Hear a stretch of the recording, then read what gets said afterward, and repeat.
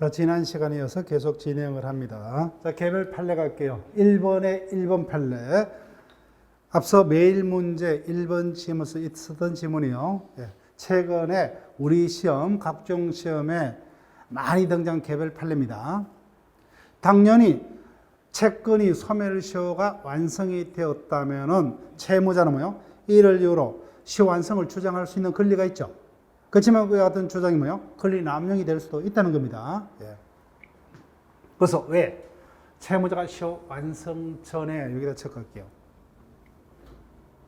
채무자가 시효 완성 전에 채권자의 권리 행사나 시효 중단을 불가능 또는 현저히 곤란케 했다. 그러면 다 읽어볼 필요 없죠, 그죠? 예, 그런 정도까지만 읽고. 그래서 채권자가 중단 행위를 할 수가 있었습니다. 근데 왜 못했죠? 채무자의 방해 때문에 중단 행위를 못했다. 결론. 그럼 뭐야? 10년이 지났다는 거예요. 소멸시효가 완성이 됐습니다. 근데 이를 이유로 뭐요? 이를 이유로 채무자가 시효 완성을 주장하는 것은 뭐요? 신의 측에 반해서 허용되지 않는다, 그죠? 네. 즉, 아무리 뭐요? 채무자는 시효 완성을 주장할 권리가 있더라도 그 주장이 남용이 된다면 허용될 수 없죠, 그죠?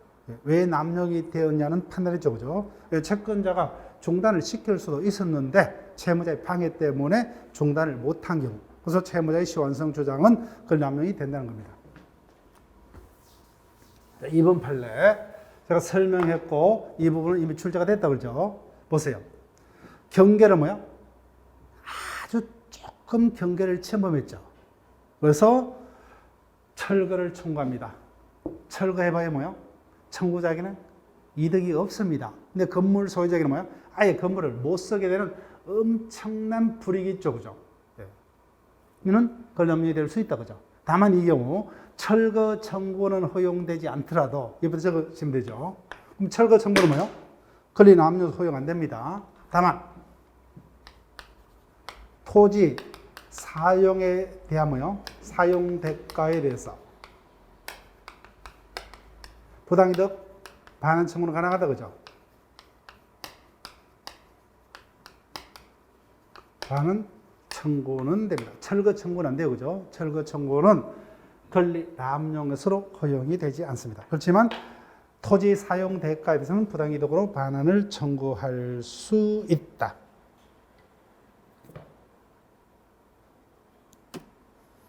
자, 그다음 세 번째 판례로 갑니다. 초창기에는 자주 등장했던 판례인데 최근에는 이 부분은 잘 등장하지 않는 판례. 그건 상주로 보세요. 이미 뭐야? 내가 토지를 취득할 당시에 그 위에 초등학교 학교 건물이 뭐야? 지어져서 뭐야? 학교 건물로 사용되고 있다는 것은 뭐야? 알면서 샀어요. 알면서 샀습니다. 그래서 안에 내용은 생략되어 있지만은 결론만 이제 우리가 적혀 있다 그죠? 우리는 결론만 확인하는 건데 보면은 그래서 토지를 취득한 후에 철거를 청구합니다. 근데 그 내면은 뭐야? 철거치 아니하려면 뭐야? 토지를 사라. 인접 토지 가격보다 뭐야? 7배나 더 달라. 이거는 정당한 권리 행사가 아니라 폭리의 의도가 있죠. 따라서 이와 같은 주장은 권리 남용에서 허용될 수가 없다. 그 다음에 4번요. 3판례. 당연히 쌍무계약의 당사자 일방은 동시이행 항변권을 행사할 수 있죠. 그렇지만 모든 권리의 행사가 뭐예요? 요건만 그대로 다 남용이 되죠, 그죠? 자, 남용이 되는지 볼게요. 동시행의 관계가 인정되는 경우에 항변권자가 뭐예요? 항변권을 행사합니다. 그때 상대방이 뭐예요? 이에 응해서 의무를 이행하려면 엄청난 비용이 듭니다. 또는 뭐예요? 실질적으로 의무행위 곤란합니다. 그렇지만 뭐예요? 항변권자가 이를 통해서 뭐예요? 얻는 이득은 없어요. 그러면 뭐예요? 오로지 상대방을 해할 의사밖에 없다, 그죠? 그래서 이와 같은 경우는 항변권자의 항변권 행사는 권리 남용이 될 수 있답니다. 그러니까 결론 뭐예요? 모든 권리 행사가 뭐예요? 권리 남용이 될 수 있다, 그죠? 권리 남용은 모든 법의 일반 원칙이기 때문에 권리자의 권리 행사 같이 보일지라도 뭐예요? 그 권리가 인정되는 한계를 벗어나면 다 남용이 될 수 있다. 따라서 뭐예요? 소멸시효가 완성이 되었더라도 뭐예요? 앞서 봤던 것과 같은 경우에 채무자의 뭐예요? 시효 완성의 주장은 뭐예요? 권리 남용이 된다는 겁니다. 그러면 뭐예요? 당연히 내 땅에다가 허락도시 건물을 지었다. 그죠? 당연히 철거 주장할 수 있죠. 그렇지만 그 철거 청구가 권리남용이 될 수가 있다는 겁니다. 있다. 그 다음에요. 난 당연히 쌍무계약의 당사자 일방이라면 동시이행 항변권 행사할 수 있죠. 그렇지만 그 항변권 행사도 일정한 요건이 구비되면 남용이 될 수가 있다. 따라서 뭐야? 어떠한 권리 행사는 남용이 될 수 없다면 틀립니다. 모든 권리 행사가 뭐야? 남용이 될 수가 있다는 겁니다. 그 다음 보세요. 나대지 체크할게요. 자, 우리가 물권법을 배웠습니다. 법정지상권이 성립을 하려면 뭐요? 이미 토지 위에 건물이 지어져 있어야 되죠. 그런데 나대지의 저당권이 설정됐어요. 토지에 건물이 존재했다 안 했다? 안 했죠. 그죠? 그 이후에 건물이 지어졌습니다. 아무리 건물의 시가가 뭐요? 아주 세더라도 그 이후에 지어진 건물의 소유에 대한 법정지상권은 성립이 되나 안 된다? 안 됩니다. 그래서 경락이 있었습니다. 그럼 경락이는 당연히 뭐요? 법정지상권이 성립할 수 없으므로 건물 소유자에게 철거 주장할 수 있죠. 그와 같은 철거 주장이 그걸 남용이 될 수가 없다. 그죠? 자, 볼게요. 그래서 나대지 체크하시면요. 나대지에 설정된 저당권의 실행의 경매 절차에서 상당 비용이 투입된 건물이 시축 중에 알면서도 그 건물 부지를 경락받은 자가 뭐요? 이후 완공된 건물의 철거를 주장할 수 있죠. 그 철거 주장은 권리남용이 될 수 없다. 자, 왜 이해가 권리남용이 안 되는지 알았다. 그죠? 왜요? 법정지상권이 성립할 수 없어요. 그죠? 예, 성립할 수 없기 때문에. 자, 그 다음 2번 판례 볼게요. 내 토지 위에 송전선이 지나갑니다. 이를 알고서 토지를 취득을 했다 해서 그 취득자가 뭐요? 이와 같은 상태를 뭐요? 용인했다 할 수 없기 때문에 국가에 대해서 뭐요? 송전선 철거 주장하더라도 권리남용이 될 수가 없죠. 그죠? 권리남용이 될 수 없다. 자, 근데 이 사건은 뭐요? 개별 판례 문제로 출제를 하기에는 조금 문제가 있습니다. 그래서 요거는 뭐야? 깊이 올 필요는 없어요. 왜냐하면 송전선 사건은 워낙 판례가 많습니다. 물어볼게요. 송전선이 어디로부터 수도권을 와요? 남해안 서해안으로부터. 그죠? 원자력 발전소가 남해안 서해안에 있죠. 그죠? 그래서 생산한 전기를 수도권으로 옮겨오기 위해서 송전탑을 세웁니다. 언제요? 70년대, 80년대 세워졌죠. 그때는 독재국가였다. 그죠? 그래서 내 산에다가 국가가 송전탑을 짓습니다. 아무리 내가 땅주인이라도 국가를 상대로 내 땅에는 못 짓겠다, 철거해라 할 수가 없죠. 그죠? 할 수 없어요. 근데 그 이후에 이제는 민주화가 됐어요. 그때 내가 소유권자지에서 철거를 하든 뭐야, 아니면 그 부당이득 사용을, 부당이득에 대한 뭐야, 부당사유에 대한 부당이득 반환을 하든 주장하겠죠. 그죠? 그런데 그와 같은 주장이 뭐야? 권리남용이 될 수도 있고 안 될 수도 있습니다. 그 권리남용 인정하는 사건도 뭐야? 엄청나게 많고 권리남용을 인정치 않는 사건도 엄청나게 많습니다. 개별 사건마다 결론이 다르기 때문에 이 부분은 크게 신경 쓰지 마시고. 3번 판례는 이건 체크할게요. 만약에 출제를 하게 되면 이 부분도 뭐요? 쉽지 않습니다. 이미 우리 시험에도 뭐요? 얼핏 출제가 됐어요. 각종 시험에 최근에 등장하는 판례입니다.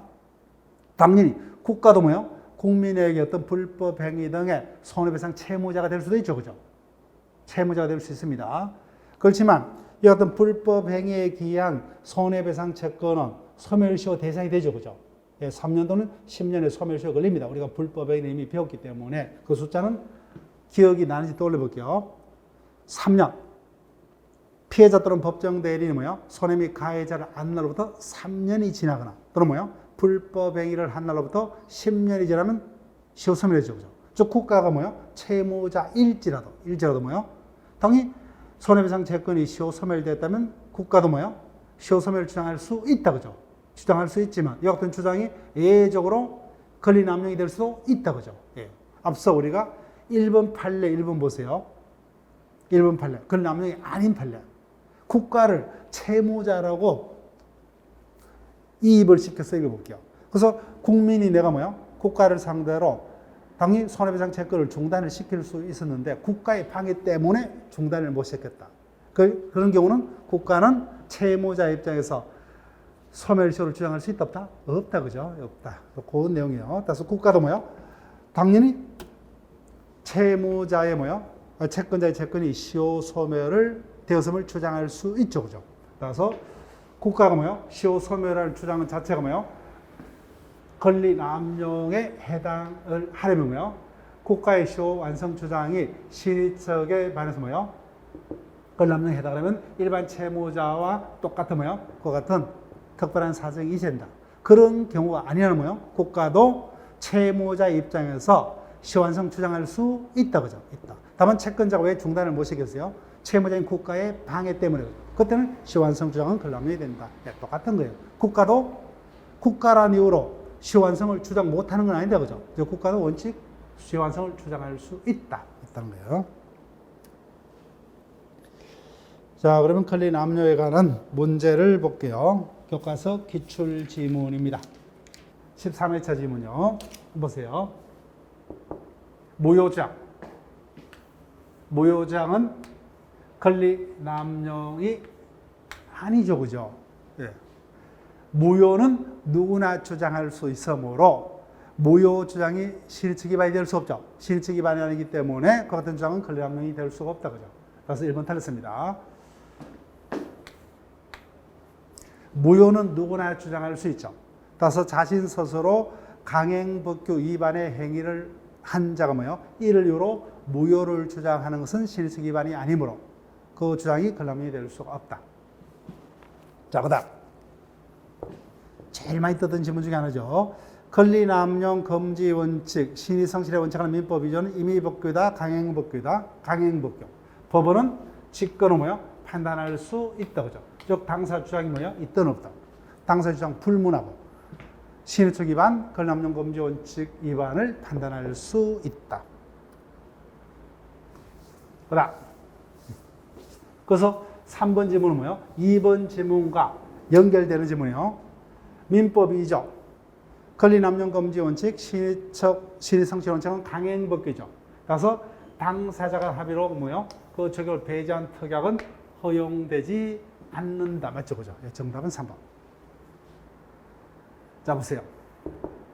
이런 표현이요. 주의하세요. 신의적 권리남용 금지 원칙은 모든 법의 일반 원칙이죠. 따라서 채무자가 시효 완성을 주장하는 것은 권리남용 원칙의 지배를 받지 않는다. 이 같은 표현은 틀리죠. 그죠? 예. 금방 봤죠? 개별 사건. 채무자는 당연히 시효 완성을 주장할 수 있음이 원칙이지만 이 같은 채무자의 시효 완성 주장이 권리남용이 되는 경우도 있죠. 그죠? 따라서 이 같은 채무자의 시효 완성의 주장도 권리남용 금지 원칙의 지배를 받는답니다. 따라서 권리남용 금지 원칙은 모든 법의 일반 원칙이므로 위와 같은 표현은 다 틀려요. 따라서 해제권 행사 등 형성권 행사는 권리남용 금지 원칙의 지배를 받지 않는다. 이와 같은 표현 틀립니다. 즉 권리남용 금지 원칙도 모든 법의 일반 원칙. 따라서 모든 권리가 그 요건이 충족되면 따라서 이런 표현들을 수험생들이 제일 힘들어해요. 그래서 요령이요. 신의척과 권리남용 금지 원칙은 모든 법의 일반 원칙이므로 어떠한 권리 행사는 신의척의 지배를 받지 않는다. 또는 권리남용 금지 원칙의 지배를 받지 않는다. 다 틀립니다. 예. 모든 경우에 다 적용되는 원칙이에요. 모든 경우. 따라서 채무자가 채권자의 중단 행위를 방해를 했다. 그죠? 그럼 이 같은 채무자의 시효완성 주장은 권리남용에 해당하죠. 그죠? 이런 표현. 그다음 권리남용을 이유로 권리를 박탈하는 경우는 없다. 틀렸다. 그죠? 예, 증권 상실 딱 하나 있다 했습니다. 그래서 이와 같은 표현들을 기억해달라는 거예요. 기출 지문이 오래됐지만 이와 같은 난이도의 지문들을 기억을 해야 됩니다. 그래서 매일 문제 7번을 보세요. 매일 문제 7번. 권리남용에 관한 설명으로 틀린 것은 그래서 1번 지문이요. 이런 지문들이 힘들다는 거예요. 앞서 채무자의 시효 완성의 주장도 권리남용이 될 수 있죠. 그죠? 그래서 1번 표현이요. 확정 판결에 따른 강제 집행도 특별한 사정이 있으면 권리남용이 될 수 있다 없다? 있다는 거예요. 당연히 원칙적으로 판결에 따른 강제 집행은 당연히 허용이 되죠. 그죠? 그렇지만 일정 뭐야? 특별한 경우에는 아무리 뭐야? 판결에 따른 집행일지라도 권리남용이 될 수가 있다는 겁니다. 네. 즉 채무자는 시환성을 주장할 수 있으면 원칙이죠. 그렇지만 예외적으로 뭐야? 그 같은 주장이 권리남용이 될 수도 있다 그죠. 그래서 국가가 뭐야? 채무자일지라도 당연히 시환성 주장할 수 있다. 그렇지만 예외적으로 그 같은 주장이 권리남용이 될 수가 있다는 겁니다. 그래서 내가 토지 소유자라면 뭐야? 내 땅에다가 나의 허락도 없이 건물을 지어서 소유하고 있는 자에게 당연히 철거를 청구할 수 있으면 원칙이죠. 그렇지만 이와 같은 철거의 주장이 예외적으로 권리남용이 될 수가 있다는 겁니다. 이게 똑같아요. 당연히 판결에 따라 뭐야? 강제 집행 당연히 할 수 있죠. 그렇지만 이와 같은 특별한 사정, 예외적인 경우는 권리남용이 될 수 있다 그죠. 자, 그다음 두 번째 금방 봤던 판례죠. 당연히 내가 쌍무 계약의 당사 일방이라면 동시 이행 항변권 행사할 수 있죠. 그렇지만 이와 같은 경우 항변권의 행사가 뭐야? 주로 자기의 채무 이행만을 회피할 목적으로 뭐야? 항변권을 행사하는 경우는 남용될 수 있다 그죠. 이와 같은 예정은 남용이 될 수 있다. 그다음 권리 남용의 요건이요. 권리 남용이 인정되기 위해서는 권리 행사로 인정되는 권리자 이익과 상대방의 불이익 사이에 현저한 불균형이 있어야 한다. 네, 맞죠? 저 답은 엉뚱한 게 답이었어요.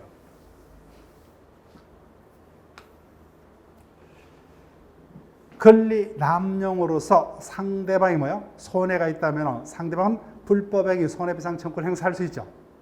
불법행위 손해배상 청구는 뭐요? 몇 년의 소멸시효 걸려요? 3년 또는 10년입니다. 3년 또는 10년.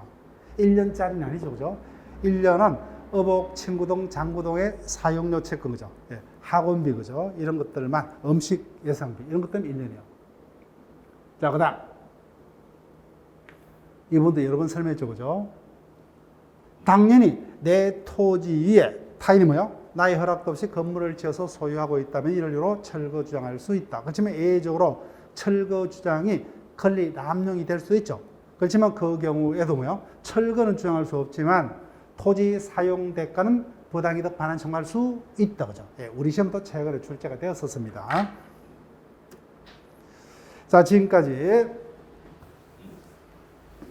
민법 2조까지 민법 총칙 중에서도 서론 파트까지를 우리가 확인했습니다.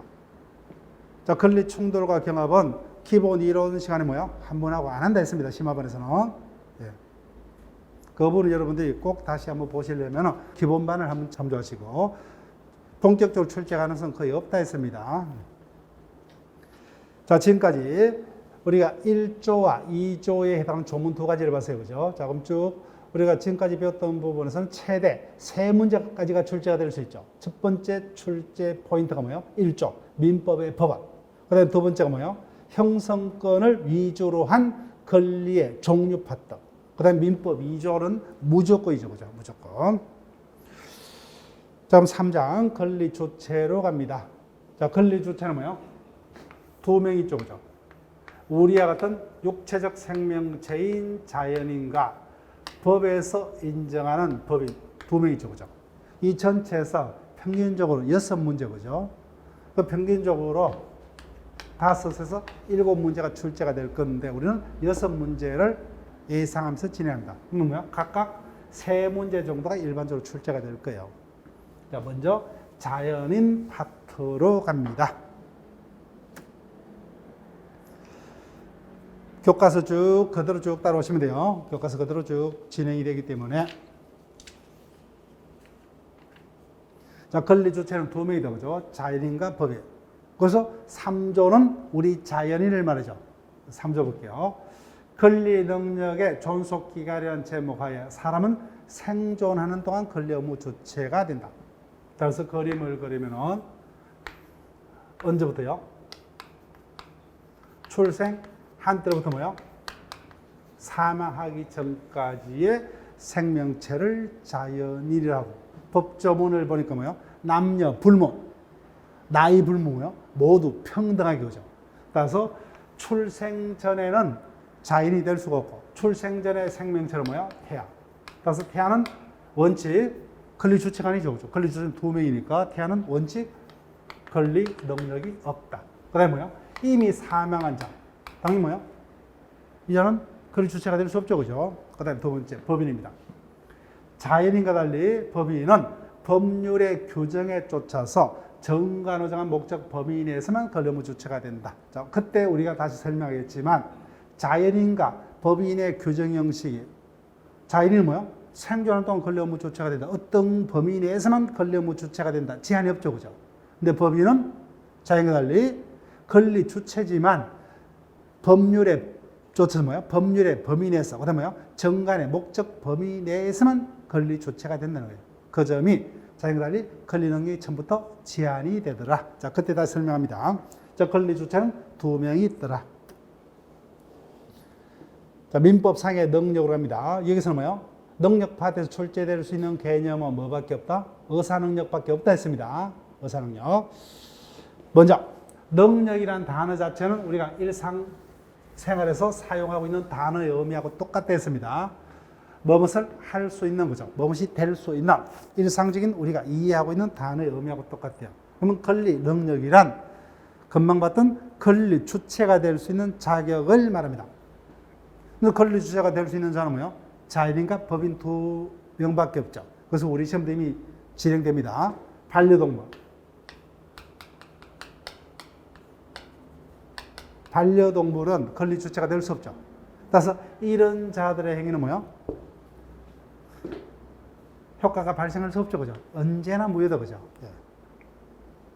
반려동물 등 권리 능력 없는 자에게는 뭐예요? 무조건 무효죠. 예. 이런 자들 애초부터 권리를 가질 수 없어요. 권리를 가질 수 있는 자는 뭐예요? 2명. 자연과 법인밖에 없다. 그 다음 뭐예요? 누가 권리 능력을 가지냐, 그죠? 이에 관한 민법 규정은 당사자 합의로 달리할 수 없는 강행 규정이더라. 이런 정도만 우리가 이해하시면 되죠. 권리 능력 파트는. 그래서 권리 능력을 가냐는 자연인과 법인 2명밖에 없다. 그래서 권리 능력이 없는 자에게는 무조건 무효고 권리 능력에 관한 규정은 강행 규정이다. 자, 그런 정도로만. 그 다음 능력 파트에서는 제일 중요한 게 뭐예요?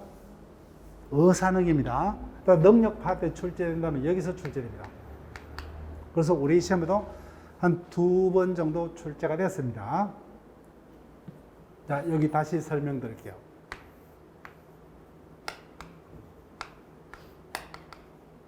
가벌간에 토지 매매라는 법률에 있었다, 그죠? 근데 보니까 3살짜리입니다. 단독으로 자신 소유 토지를 이렇게 매도하는 계약을 체결했다. 당연히 갑도 자연이 맞죠? 토지에 대한 소유권은 권리 능력은 있죠, 그죠? 권리는 있다. 권리 능력은 있습니다. 그런데 아무리 뭐요? 토지를 소유하고 있다 하더라도 자신 단독으로 을과 매도하는 계약은 체결할 수 있다, 없다? 없죠, 그죠? 이와 같은 갑을 간의 매매는 무효입니다. 그 다음 갑이 해사원이요. 40세. 미성년자 아니죠. 그 다음에 법원으로부터 성년후견 심판, 한정후견 개시 심판 받은 법 없어요. 미자는 제한 능력자입니까? 능력자야? 능력자죠. 행위 능력자입니다. 행위 능력자. 그런데 현재 어떤 상태입니까? 만취 상태예요. 만취 상태에서 길을 가다가 뭐요? 대리점에 불쑥 들어가서 자동차 매수를 하는 매매 계약을 체결했다. 이와 같은 갑을 간의 자동차 매매 계약은 유효다, 무효다? 무효죠, 그죠? 결론. 이와 같은 갑과 상대방 사이 뭐야? 매매라는 법률의 무효다. 왜요? 갑이 그 당시에 의사 능력이 없었기 때문에. 따라서 이와 같은 뭐야? 의사 능력 없는 뭐야? 무조건 무효다, 그죠? 무조건 무효입니다. 그럼 의사 능력이 뭐냐는 거예요. 자, 교과서적인 의의를 애우려고 노력하지 마세요. 예, 그냥 느낌상으로. 3살짜리. 아무런 생각이 없죠, 그죠? 즉, 자신이 매매를 하는 줄도 모르죠, 그죠? 그 해가 자신에게 유리한지 불리한지를 뭐야? 판단해서 의사를 결정할 수 있는 아주 기초적인 판단 능력이 없어요. 이를 의사 능력이라 합니다. 의사 능력. 따라서 보세요. 이 자는 완전한 능력자 맞죠? 그치 뭐야? 재수없게도 뭐야? 자동차 매매 계약을 체결할 당시에는 만취 상태에 있었기 때문에 판단 능력이 있다 없다? 없다는 거예요. 그렇기 때문에 의사 능력이 있다 없다는 거예요. 이게 중요합니다. 의사능이 있다 없다는 뭐야? 미리 정할 수 있습니까? 그 행위 시에 요구되는 능력, 행위 시죠, 그죠? 따라서 의사능이 있다 없다는 뭐야? 구체적인 법률행위, 매매 등과 관련해서 뭐야? 그때마다 뭐야? 개별 행위마다 따로따로 판단한다는 겁니다. 따로따로. 보세요. 이자가 회사원이에요, 그죠? 따라서 낮입니다. 낮이니까 뭐야? 회사 근무하죠. 근무 중에 약간 비는 시간에 백화점에 가서 옷을 사고, 그 다음에 뭐야? 또 인터넷으로 자기가 필요한 물건을 구입합니다. 문제 있어요, 없어요? 없잖아요. 근데 똑같은 값이라도 뭐야? 자동차 매매 당시에는 이 상태다, 그죠? 따라서 의사능이 있다 없다 뭐야? 구체적으로 이와 같은 뭐야? 행위가 있었을 때 그 개별 행위마다 뭐야? 따로따로 판단합니다. 그러니까 미리 뭐야? 일정한 기준을 정해서 미리 이와 같은 능력이 있고 없고를 미리 기준을 정해둘 수가 없죠, 그죠? 그렇기 때문에 규정을 둘 수가 없어요, 그죠? 규정을 둘 수가 없습니다.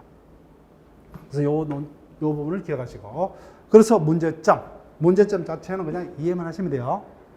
따라서 결론, 갑을 간의 매매는 무효입니다. 자, 그럼 상정 보세요. 그러면 을은 무효를 주장하겠습니까? 유효를 주장하겠어요? 을은 당연히 유효를 주장하겠죠. 갑은 무효를 주장하겠죠, 그죠? 그럼 다툼이 있기 때문에 이와 같은 계약은 있었지만 그 계약이 뭐예요? 만취 상태에서 있었다. 이게 개별 소송에서 입증이 되어야 합니다. 누가 입증해야 돼요? 무효는 누가 무효되는 만취 상태에 있었다는 사실을 누가 입증을 해야 됩니까? 주장자. 주장자가 누구예요? 이자죠, 그죠? 따라서 행위자 입장에서는 내가 그 행위를 할 당시에 만취 상태에 빠져서 뭐야? 이와 같은 행위를 했다는 사실을 입증하는 것이 어렵고, 입증이 되었다면 뭐야? 능력자로 믿고 거래한 상대방에게 엄청난 손해를 준다, 그죠? 그래서 의사능력은 반드시 필요한 개념이지만 여러모로 거래 안전에 뭐야? 해가 되는 불편한 개념이다, 그죠? 그래서 대책이 필요하다. 그 대책이 뭐야? 행위 능력이다, 그죠? 행위 능력. 자, 그래서 행위 능력.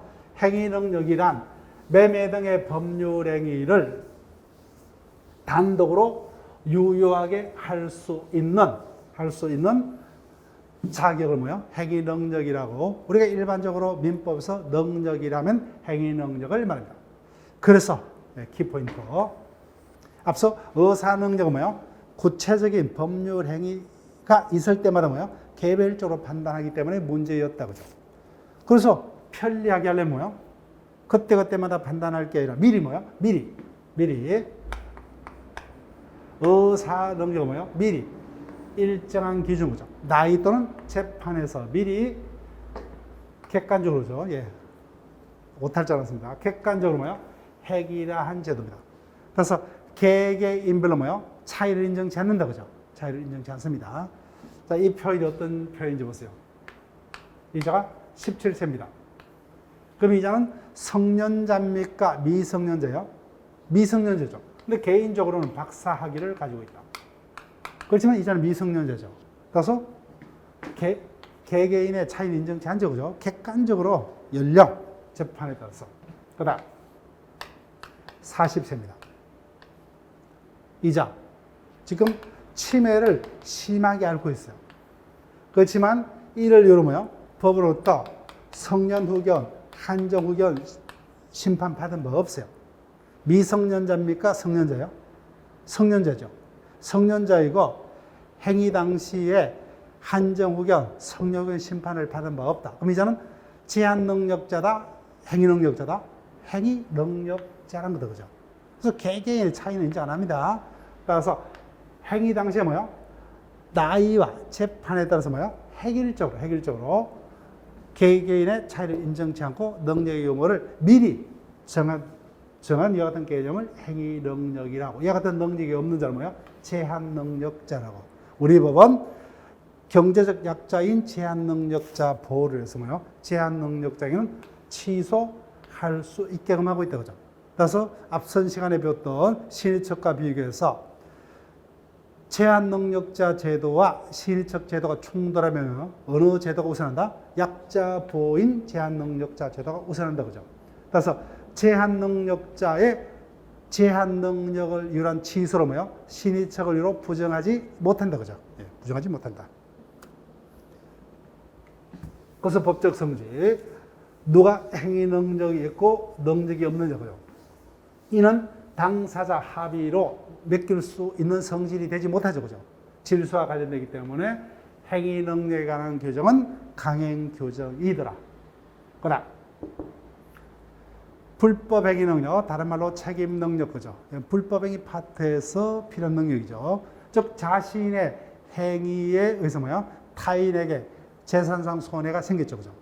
그리할지라도 행위자가 그에 대한 책임을 지기 위해서는 행위자가 행위 당시에 그에 대한 자신이가 법적으로 허용되지 않는다는 것을 인식할 수 있는 이와 같은 능력이 있어야 합니다. 근데 이와 같은 능력이 없는 자를 책임 무능력자라고 의사 능력하고 똑같이 구체적 행위마다 개별적으로 판단하기 때문에 규정을 둘 수가 없다. 그죠? 여하튼 행위 당시에 이와 같은 능력이 없는 자는 불법행위 책임을 지지 않는다. 자, 우리가 그때 다시 배우겠지만 우리가 기본반에서 배웠던 말을 떠올려볼게요. 당연히 기억 못해도 상관없어요.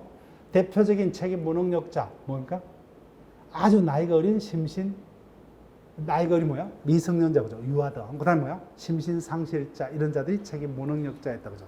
그럼 책임 무능력자는 책임 능력이 없기 때문에 타인에게 발생한 손해에서 배상 책임이 없다. 그때 누가 대신 졌어요? 법정 감독 의무자, 그죠? 네, 그때 다시 할 거예요. 자, 그러면 능력 파트에서는 시험에 출제가 된다면 어떤 능력이요? 의사 능력입니다. 의사 능력. 자, 그러면 교과서 보충 파트 보세요. 자, 우리가 지금 능력 파트에서 두 가지를 중시해서 비교를 하고 있다, 그죠? 의사 능력과 행위 능력이요. 양자는 판단 기준이 다르죠, 그죠? 의사 능력의 유무는 구체적 행위시마다 개별적으로. 그런데 행위 능력은 미리 연령과 재판에 따라서 개인적인 차이는 부정하고 객관적으로, 그죠? 양자는 판단 기준이 다르므로 보세요. 유아입니다. 나이가 어리 유아의 단독의 법률 행위는 두 가지 능력이 동시에 문제될 수 있죠. 이러면 경합을 한다, 그죠? 그래서 아주 꼬마애가 자신 소유의 부동산을 단독으로 매도했다, 그죠? 그럼 당연히 미성년자죠. 제한 능력자의 법률 행위인과 동시에 아무 생각이 없는 의사 무능력자의 법률 행위가 됩니다. 그래서 유아는 아무 것이나 그 요건을 입증해서 의사 무능력자의 행위란 이유로 무효도 주장할 수 있고 미성년자의 단독 행위란 이유로 취소도 주장할 수 있다, 그죠? 양자는 판단 기준이 다르므로 동시에 문제가 될 수가 있다는 겁니다. 자, 그러면 교과서 기출 문제를 보세요. 14회차 기출 문제입니다.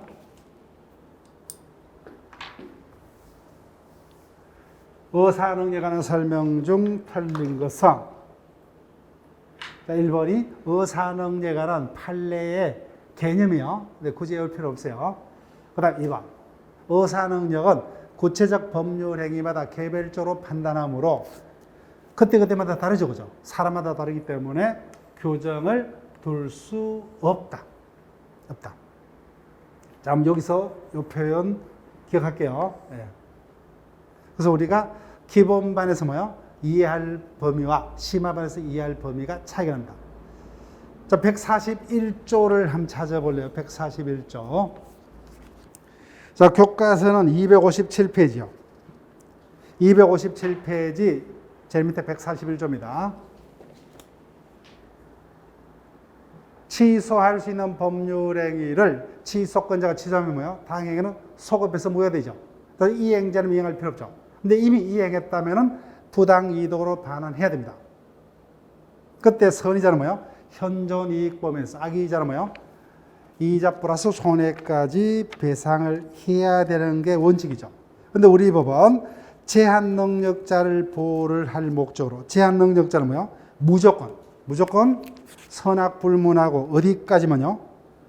예, 현존한 이익까지만 반환하면 된다, 그죠? 그래서 258페이지 1번 판례요. 1번 판례. 그래서 이 지문입니다. 예, 그때 다시 설명했지만 여기 보세요. 갑을 간에 매매가 있었습니다.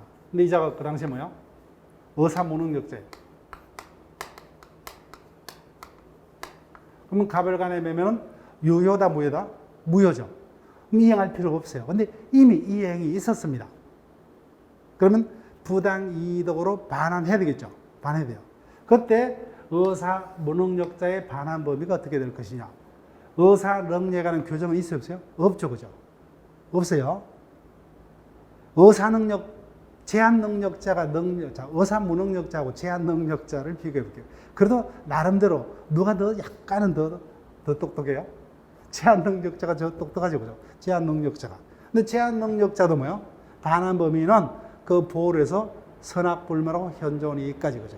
그래서 의사 능력은 규정은 없지만 반환 범위는 뭐요? 이와 같은 취지를 참작해서 제한 능력자의 반환 범위에 관한 141조를 뭐요? 유추 적용을 합니다. 자, 그래서 행위 무능력자의 반환 범위를 뭐요? 현존 이익으로 제한하는 민법 규정은 의사 무능력자의 법률에도 뭐요? 유추 적용이 된다. 그래서 의사 무능력자도 뭐요? 현존하는 이익까지만 반하면 족하다는 거예요. 반하면 족하다.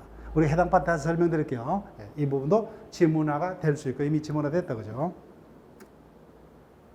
그다음 4번 의사능력 유무는 구체적 법률 행위에 가서 개별적으로 판단한다. 맞죠, 그죠? 자, 그러면 5번이요.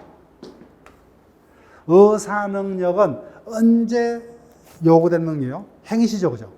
그래서 법률 행위 시에 의사능력이 있었다.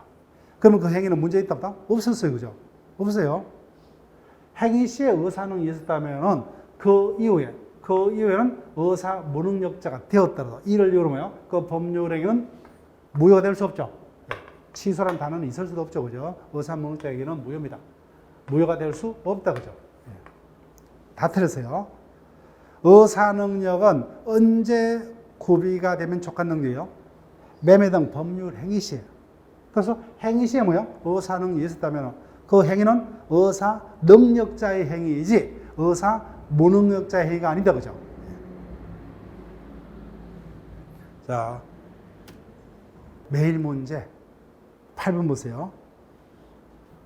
권리 주체에 관한 설명으로 옳지 않는 것은 1번 의사능의 판단기죠. 금방 봤던 우리 기출 문제도 있었죠, 그죠? 그래서 구체적 법률 행위와 관련 개별적으로 판단.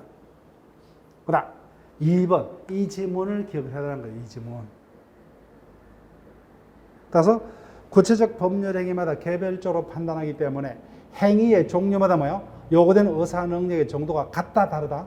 다르다는 겁니다. 행위마다 뭐요? 요구되는 의사 능력의 정도가 달라요. 자, 설명드릴게요. 이 부분이 최근에 의사 능력 파트에서는 이 논점 뭐요? 최근 각종 시험에 등장하는 논점이에요. 의사 능력이 출제되는 이 지문이 섞일 거예요. 따라서 의사 능력의 용어는 구체적 행위마다 개별적으로 판단, 거죠. 따라서 하고자 하는 행위의 종류마다 요구되는 의사 능력의 정도가 다릅니다. 수준이 달라요. 좀 볼게요. 문방구에서 학용품을 사고자 합니다. 볼펜 한 자루를 사고자 해요. 그러면 초등학교 1학년, 3학년, 8살, 10살도 충분히 자신 스스로 의사를 결정해서 같은 행위를 할 수 있다, 없다? 있다는 거예요.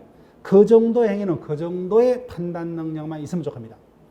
그런데 10살짜리가 자신 소유의 100억대 부동산을 혼자서 매도하고자 한다.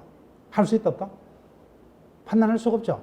그래서 행위마다 요구되는 능력의 정도가 다릅니다. 그래서 3번 어떠한 법률 행위가 일상적인 의미만으로 뭐요? 알기 어려운 특별한 법적인 의미나 효과를 가진 경우는 뭐요? 의사 능력이 있으려면 이를 이해할 수가 있는 경우에 뭐요? 의사 능력이 있다고 판단된다는 거예요. 자, 요 판단했어요. 따라서 뭐요? 이와 같은 행위에 그와 같은 법적인 의미 등을 이해할 수 있는 능력이 없는 사람은 뭐요? 의사 무능력자가 된다는 거예요. 의사 무능력자. 그래서 10살짜리의 부동산 매매는 뭐요? 무효가 된다. 법적인 의미를 이해할 수가 없죠. 그래서 무효. 이런 표현들이 의사능력 파트에서 만약에 지문화된다면 최근에 등장하는 지문입니다. 그 다음 좀 이따 보겠지만 권리 주체는 2명밖에 없죠, 그죠? 자연인과 법인. 태아는 자연인이 아니죠, 그죠? 그래서 권리 능력이 없어요. 그렇지만 우리 법은 태아도 일정한 경우는 보호합니다. 그래서 모든 경우가 아니라 뭐요? 일정한 경우에만 그죠. 그래서 일반적 보호주의가 아니라 뭐요? 우리는 개별적 보호주의를 취하고 있다 그죠. 틀렸습니다. 자, 그래서 4번 질문도 태아파 다시 하겠지만 판례에 의하면 뭐요? 태아인 동안에는 개별적으로 보호되는 경우라도 뭐요? 권리 취득 못하죠. 그래서 태아인 동안에 뭐요? 법정 대리인이 있을 수 없죠, 그죠? 그래서 법정 대리인이 태아를 대신해서 정려받는 행위도 할 수 없다. 맞습니다.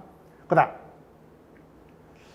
5번 피상속인과 그의 직계비속 또는 형제자매가 동시에 사망으로 처형되는 경우도 대섭상속이 인정이 된다. 자, 우리는 뭐요? 대섭상속이라는 제도는 태아도 대섭상속권이 있더라. 이런 정도까지만 외워달라고 그랬죠. 근데 질문이 들어왔기 때문에 이 부분을 설명드릴게요. 대섭상속이라는 제도는 뭐요? 만약에 태아라면 뭐요? 아버지가 있다는 거죠. 그죠? 그럼 할아버지가 사망했다면 태아의 부가 살아있다면 뭐요? 누가 상속권을 가지요? 부가 상속권자입니다. 근데 당연히 상속을 받기 위해서는 뭐요? 피상속인보다 상속인이 뭐요? 조금이라도 오래 살아 있어야 됩니다. 근데 아버지가 할아버지보다 먼저 사망했죠. 그러면 아버지는 뭐요? 상속권이 없어요. 그때 누가요?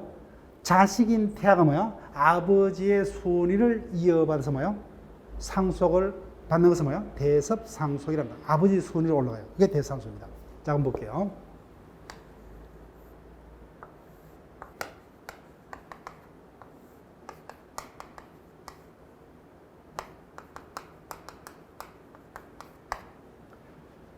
각걸이 사망을 합니다. 우리 동시 사망에서 볼 거예요. 비행기 추락하고 사망했다. 근데 사망의 선호가 판명이 안 됩니다. 그때 뭐요? 동시 사망으로 추정됩니다. 동시에 사망한 자들 사이는 뭐요? 상속이 없다가 동시 사망의 효과죠. 그래서 동시에 사망이기 때문에 어른 갑을 상속 못합니다. 상속 못해요. 자, 한번 볼게요. 을밖에 없어요, 갑에게는. 그래서 갑이 사망했다면 을이 살아있다면 을이 단독으로 상속하겠죠. 근데 을이 또 사망합니다. 그럼 뭐요? 을에게는 누구밖에 없어요? 남편밖에 없죠. 남편이 을의 재산을 상속합니다. 따라서 뭐요? 갑이 먼저 죽고 뭐요? 을이 뒤에 죽었다면 뭐요? 결론 을이 상속받은 재산은 뭐요? 사이가 상속을 다 받아요. 그다음 두 번째, 딸이 먼저 죽어버렸어요. 그러면 최소한 뭐요? 상속을 받으려면 피상속인보다 상속인이 조금이라도 오래 살아야 됩니다. 그럼 상속권이 없죠. 그때 뭐요? 남편이 뭐요? 부인이 살았다면 가져서 뭐요? 그 순위를 남편이 이어받습니다. 그게 뭐요? 대섭상속. 그래서 결론 뭐요? 남편이 갑을 상속합니다. 그럼 결론 딸이 먼저 죽던 뭐요? 뒤에 죽던 결론 갑의 재산은 누가요? 사이가 상속을 받습니다. 그런데 동시에 죽었다는 거예요. 그때는 어떻게 될 것이냐? 당연히 뭐요? 딸이 먼저 죽더라도 누구 겁니까? 사이 거죠. 그러니까 뭐요? 당연히 동시에 죽었더라도 뭐요? 이 경우는 사이가 뭐요? 대섭 상속한다가 판례의 결론이에요. 판례 결론. 그래서 이 경우 피상속인가 뭐요? 그의 직계비속 때문에 동시에 사망으로 죽어요. 그래서 상속인과 피상속의 직계비속은 동시에 죽기 때문에 상속은 없죠. 그때 뭐요? 직계비속의 배우자인 사이 등이 뭐요? 대섭 상속을 할 수 있다. 그런 질문이에요. 그런 질문. 답은 쉽게 3번이 떴죠, 그죠? 예. 태아의 보호에는 우리는 개별적 보호주의를 취한다. 여기서는 제가 요구하고 있는 질문은 요거다, 그죠? 2번 질문. 이것을 기억해달라는 거예요. 의사 능력이 있다, 없다는 뭐요? 개별적 행위마다 뭐요? 요구되는 의사 능력의 정도가 다르다, 그죠? 따라서 학용품 하나 사서는 것은 뭐요? 초등학교 저학년도 충분히 의사 능력자가 될 수 있죠. 그렇지만 고가의 부동산을 매도하는 이와 같은 행위 등은 뭐요? 그와 같은 정도는 부족하죠. 법률적인 의미 등도 이해할 수 있는 자에게만 그 행위에 대한 의사 능력이 있다 할 수 있다. 여기까지요. 자, 매일 문제 9번 보세요. 의사 능력에 관한 설명 중 틀린 것은 자, 1번. 그 개념은 굳이 열 필요 없다, 그죠? 2번. 구체적 법률에 가서 개별적으로. 3번. 미성년자가 의사 무능력 상태에서. 행위 능력과 의사 능력은 다르죠, 그죠? 동시에 두 가지가 문제가 될 수 있다. 보니까 뭐요? 미성년자가 의사 무능력 상태에서 단독으로, 그죠? 그러면 미성년자의 행위인과 동시에 뭐요? 의사 무능자 행위죠. 당연히 무효도 주장할 수 있고 취소도 주장할 수 있다, 그죠? 그래서 법정 대리는 미성년자 행위임을 이루며 취소할 수 있죠. 또는 무효도 주장할 수 있다, 그죠? 그다음 보세요. 또 뜨잖아요, 음이. 그래서 최근에 의사 능력이 지문이 되면 이 지문을 띄웁니다. 그래서 의사 능력은 개별적 행위마다 그 정도가 다르다는 겁니다. 어떤 법률 행위의 그 일상적인 의미만을 이해해서 뭐요? 알기 어려운 특별한 법적 의미 등이 부여되어 있는 경우 뭐요? 의사 능력이 인정되려면 이 같은 뭐요? 법적 의미에 대한 이해까지 뭐요? 있어야 된다, 그죠? 그래서 틀렸어요. 요거 된다는 거예요. 그 다음 5번 의사 무능력자의 법률 행위에서는 그 무효를 주장하는 자가 입증을 해야 되죠, 그죠? 예, 맞습니다. 그래서 4번 지문요. 예, 그 부분 연습을 부탁드릴게요. 여기까지 하고 쉬었다가 진행을 합니다.